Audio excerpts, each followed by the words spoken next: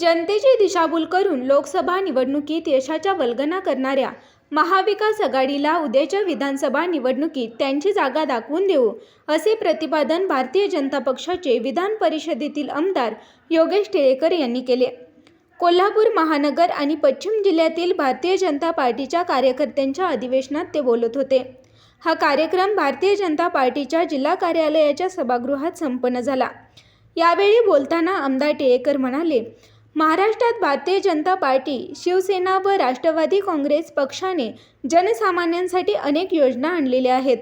लाडकी बहीण योजना, वयोश्री योजना, शेतकऱ्यांना मोफत वीज अशा अनेक योजना देणारे हे सरकार शेतकरी, महिला, युवक व गोरगरिबांच्या भल्याचाच विचार करते.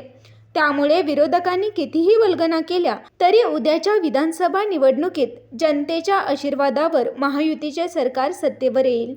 त्यामुळे समाज उपयोगी कामात भाजपाच्या कार्यकर्त्यांनी झोकून द्यावे असे आवाहन केले. या अधिवेशनास माजी आमदार सुरेशराव हळवणकर, महानगर जिल्हाध्यक्ष विजय जाधव, ग्रामीण जिल्हाध्यक्ष राहुल देसाई, माजी आमदार अमल महाडिक, राजे समरजितसिंह घाटगे, प्रदेश सचिव महेश जाधव, राहुल चिकोडे, माजी मंत्री भरमू अण्णा पाटील यांची प्रमुख उपस्थिती होती. या प्रसंगी जिल्ह्यातील कार्यकर्ते मोठ्या संख्येने हजर होते.